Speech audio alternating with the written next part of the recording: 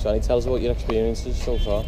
Well, before we came, we were told that there wasn't really a big drinking culture surrounding football in Brussels. But if you look around surrounding the ground, there's just as many places to have a drink before the game as there is surrounding Anfield. In fact, it goes far to say that there's more here, and that's just on one side of the ground where we haven't been right around the ground yet. So I think that myth has been busted, to be honest with you. Did you expect it to be what it is? I expected there to be a lot of places to go for a drink, but I didn't expect it to be quite like this. If you look over there, just over the other side, there's even a betting shop, and I didn't expect you to have a bet, because most of the other European cities that I've been to, I've never seen a betting shop.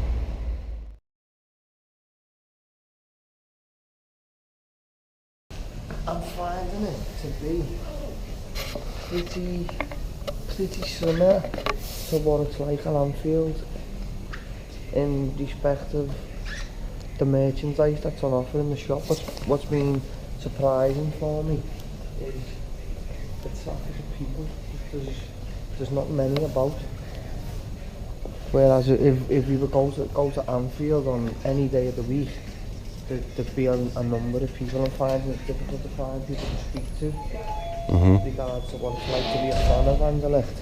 Whereas in the UK, I don't think we'd have had that problem.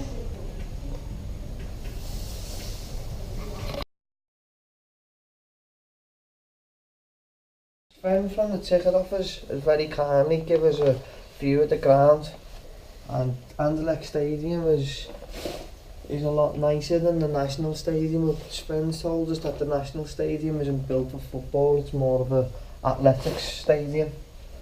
But I'm really impressed. And does they have standing as well? Do you have standing here as well, Sven? Yes, for the Belgium games we have standing. Is this standing here, yeah? Yeah, but they can change. For European games, their seats. But in the Belgium Championship, we have still standing. Wow. It's worth mentioning the carpet as well. The grass. And we've got artificial grass inside the box. Wow.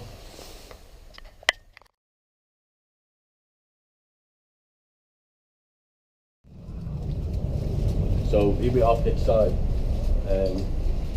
We've got our guide Sven showing us around. I don't know if you can see that.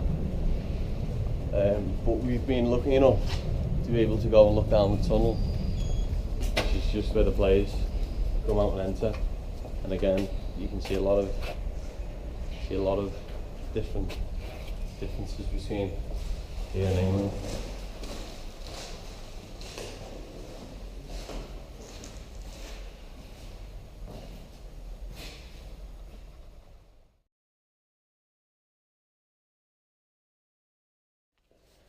At the European Super Cup, 1976. One of the biggest trophies I've ever seen, by the way.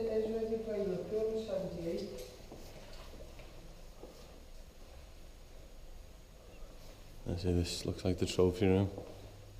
Sven, is this what gets presented when you play a different team? Anderlecht versus Liverpool. Is this something that the opposite team?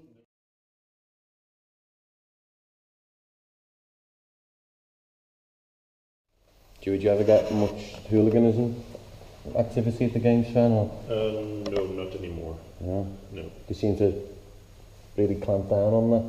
Yeah, we have a hard side of our supporters, but it's a minority. Yeah, that sounds about right. Yeah.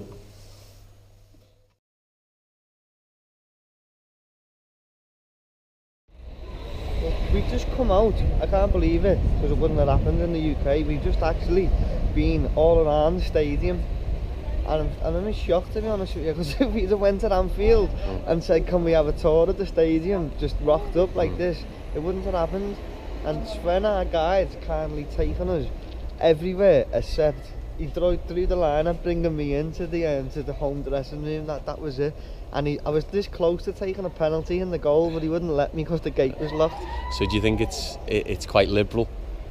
Well, I just think Sven, being a football fan, seeing mine and your enthusiasm, and he showed a bit of empathy, I think, and he's made our day by letting us go around the pitch. And as you can see, the turnstiles, it's a bit strange, whereas the turnstiles at Anfield, they're in the stadium, and these turnstiles are similar in that the turnstiles are outside the ground, and that was consistent with the King Bowden Stadium, where it's all fenced off, and then once you ticket in, you seem to have access to a lot more facilities within the stadium than whereas in Anfield you go in and then you go straight into the ground. Excellent.